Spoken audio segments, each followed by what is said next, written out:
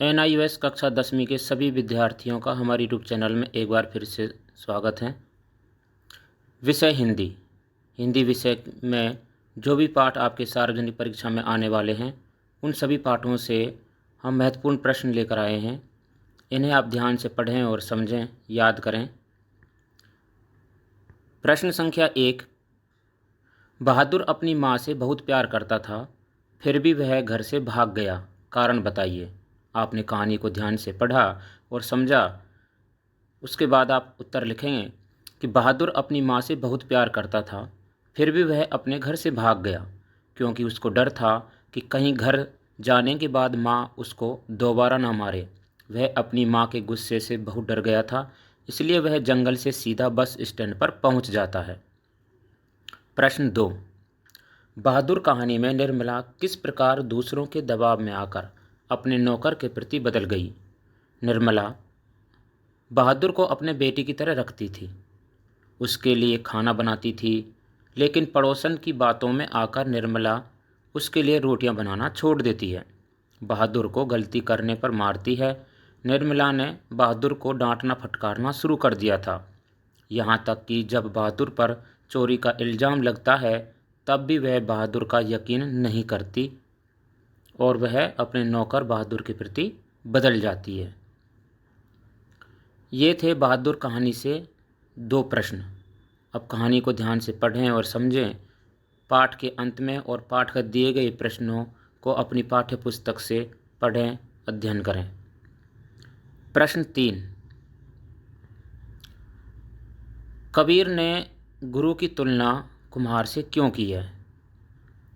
उत्तर है कि जिस प्रकार कुम्हार ऊपर से घड़े को थाप देता है और अंदर से सहारा देकर उसका निर्माण करता है, उसी प्रकार गुरु भी कठोर नियंत्रण से अपने शिष्य की कमियों को दूर कर उसके अच्छे चरित्र का निर्माण करता है। इसलिए कबीर ने गुरु की तुलना कुम्हार से की है। प्रश्न 4। कबीर ने निंदक नियरे राखिए क्यों कहा है। अपने कबीरदास जी का दोहा पढ़ा, उसमें भी उन्होंने यही समझाया है। इसका उत्तर है कि कबीरदास जी कहते हैं कि हमें अपने आलोचकों को अपने आंगन में कुटी बनाकर अपने पास रखना चाहिए, क्योंकि वे बिना साबुन और पानी के हमारे स्वभाव को निर्मल बना देते हैं। आप हमारे चैनल को सब्सक्राइब जरूर करें। प्रश्न 5।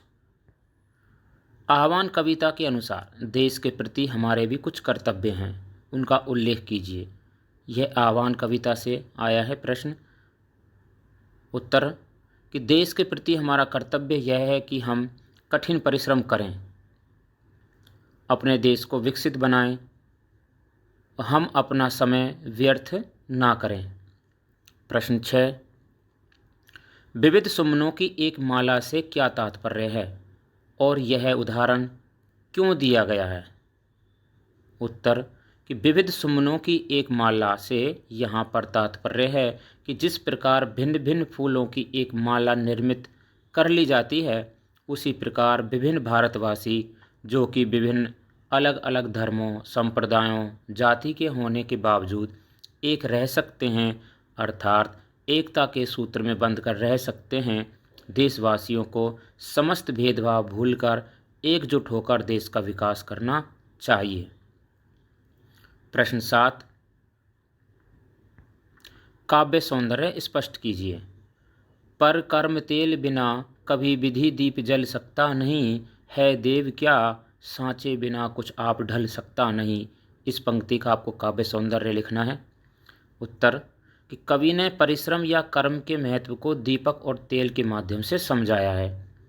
इस प्रकार के वर्णन से इन पंक्तियों में रूपक अलंकार है। पर कर्म तेल बिना कभी विधि दीप जल सकता नहीं, इसमें कर्म और विधि उपमेय है तथा तेल और दीप उपमान है। रूपक अलंकार में उपमेय और उपमान का वर्णन इस प्रकार मिलाकर किया जाता है कि दोनों में कोई भेद नहीं रहता।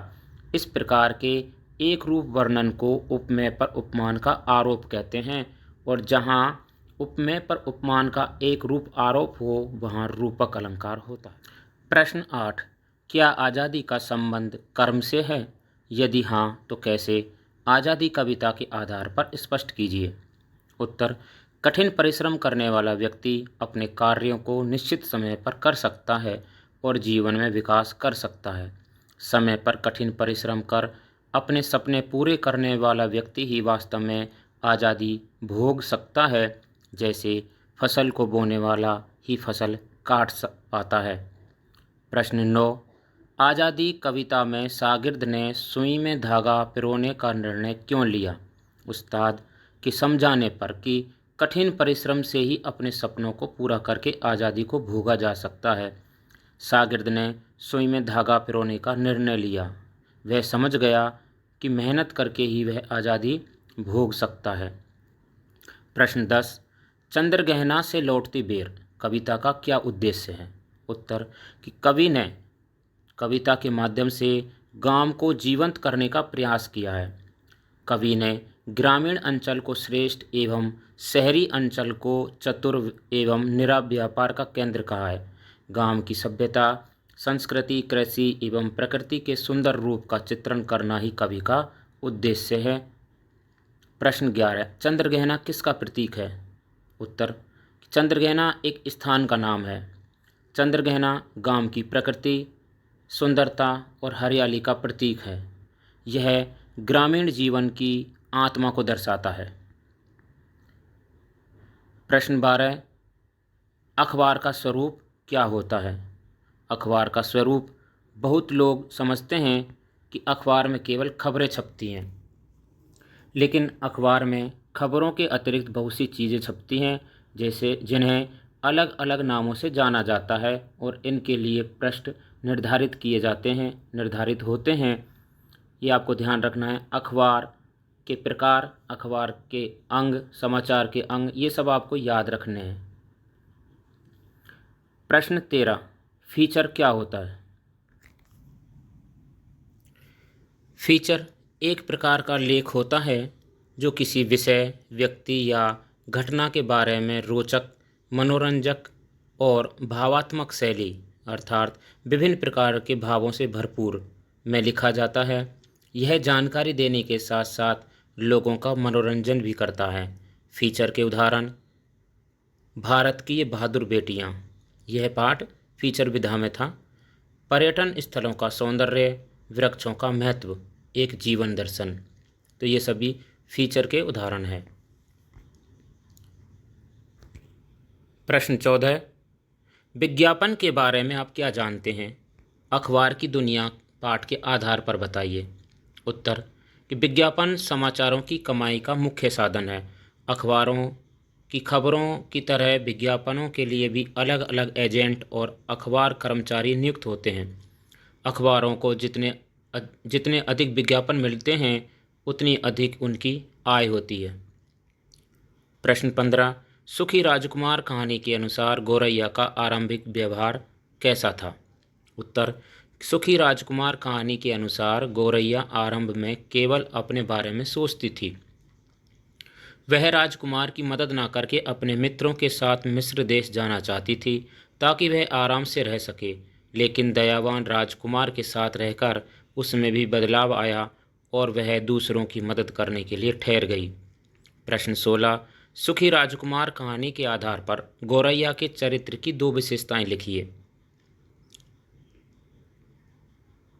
गौरैया के चरित्र की 2 विशेषताएं निम्नलिखित हैं कि वह दयालु पक्षी थी, इसलिए वह राजकुमार के साथ रहकर लोगों की मदद करने लगी।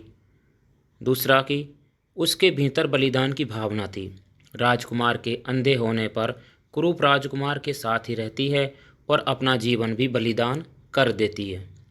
प्रश्न 17, राजकुमार की मूर्ति क्यों हटाई गई? उत्तर, राजकुमार की मूर्ति हटाई गई क्योंकि उसका सोना उतरने के बाद वो कुरूप और मनहूस हो गई थी। प्रश्न 18, पृथ्वी को बूढ़ी क्यों कहा गया है? उत्तर, प्रकृति के दिन प्रतिदिन नष्ट होने, पेड़ों के दोहन, प्रदूषण बढ़ने एवं नदियों के सूखने, पहाड़ों के नष्ट होने से दिन प्रतिदिन पृथ्वी का सौंदर्य समाप्त होता जा रहा है। प्रदूषित हवा के कारण धरती बंजर, रूखी और रोगी हो रही है, इसलिए पृथ्वी को बूढ़ी कहा गया है। प्रश्न 19। बूढ़ी पृथ्वी का दुख कविता में मानवीकरण किस प्रकार किया गया है, उल्लेख कीजिए।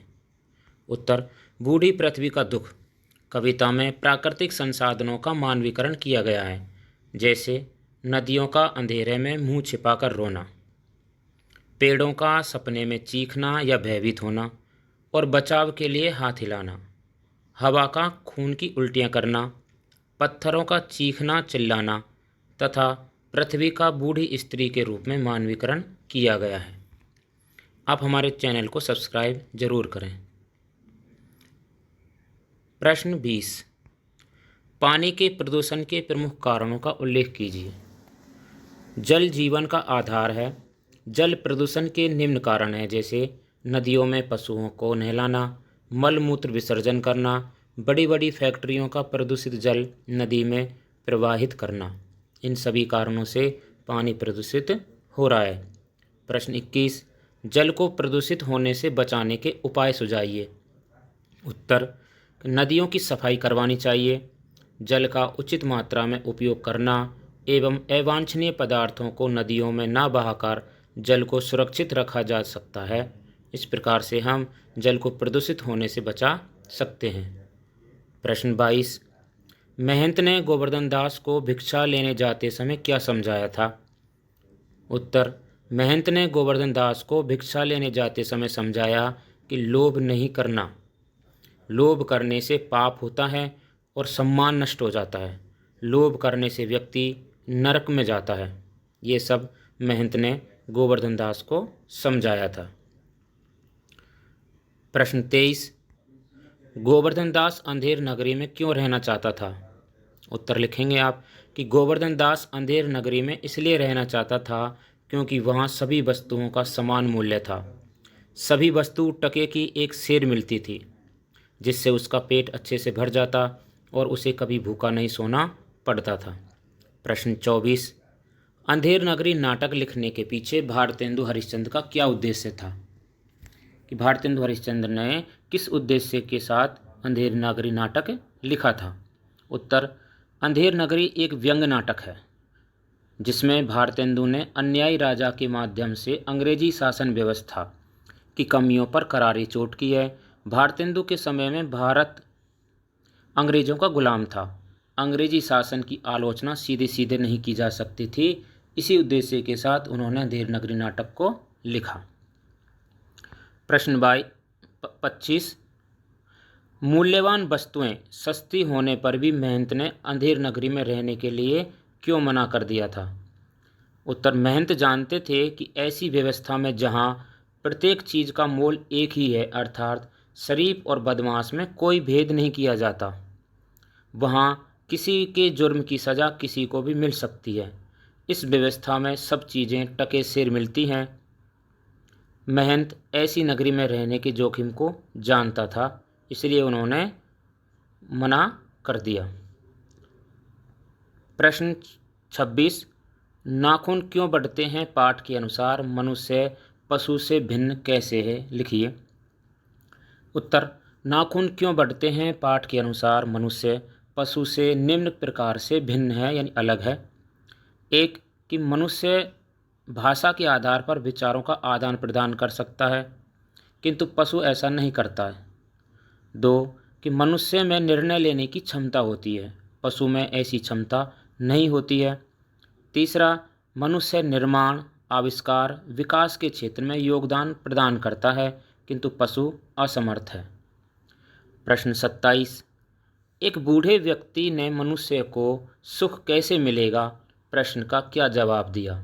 नाखून क्यों बढ़ते हैं पाठ के आधार पर आपको बताना है। उत्तर, बूढ़े व्यक्ति ने मनुष्य को सुख कैसे मिलेगा का प्रश्न का जवाब इस प्रकार दिया कि मनुष्य को बाहर नहीं भीतर की ओर देखने की आवश्यकता है। बूढ़े व्यक्ति ने कहा कि हिंसा को मन से दूर करो, मिथ्या को हटाओ, क्रोध और द्वेष से दूर रहो और लोग के लिए कष्ट सहो। प्रश्न 28। नाखून क्यों बढ़ते हैं पाठ के आधार पर लिखिए कि नाखून का बढ़ना और नाखून का काटना इन दोनों में से किसे अच्छा मानते हैं और क्यों? उत्तर, नाखून क्यों बढ़ते हैं? पाठ के आधार पर नाखून का बढ़ना पाशविक प्रवृत्ति और नाखून का काटना मानवता के रूप में प्रस्तुत हुआ है। इस प्रकार नाखून का काटना अच्छा माना जाएगा, क्योंकि उनको काटना स्वनिर्धारित आत्मबंधन का फल है जो मनुष्य को चरितार्थता की ओर ले जाता है। प्रश्न 29, शतरंज के खिलाड़ी कहानी कहाँ और किस शासक के समय की है? उत्तर, शतरंज के खिलाड़ी कहानी लखनऊ के शासक वाजिद अली शाह के समय की है। प्रश्न 30, वाजिद अली शाह के समय लखनऊ का शासन कैसा था? उत्तर, उस समय शासन व्यवस्था बहुत कमज़ोर थी। राजा से लेकर रंक तक सभी लोग विलासिता में डूबे हुए थे। प्रश्न 31, मीर और मिर्ज़ा के घर वाले शतरंज को कैसा मानते थे? मीर और मिर्ज़ा के घर वाले शतरंज को मनहूस खेल मानते थे। प्रश्न 32, बहस छिड़ने पर दोनों दोस्तों ने क्या किया? उत्तर, बहस छिड़ने पर दोनों दोस्तों ने कमर से तलवार निकालकर एक दूसरे को मार दिया। दोनों वहीं जमीन पर गिर पड़े और वहीं ढेर हो गए। प्रश्न संख्या 33 है, शतरंज के खिलाड़ी की कहानी के माध्यम से प्रेमचंद क्या संदेश देना चाहते हैं? उत्तर, शतरंज के खिलाड़ी के माध्यम से प्रेमचंद यह संदेश देना चाहते हैं कि यदि हम समय रहते जागरूक नहीं होंगे, समाज और देश के प्रति अपने कर्तव्य को नहीं निभाएंगे, तो बाहरी देश हमारे देश पर अपना कब्जा कर सकते हैं। यह कहानी एक राजनीतिक चेतावनी और सामाजिक आलोचना दोनों है। प्यारे विद्यार्थियों, ये थे पाठों के महत्वपूर्ण प्रश्न।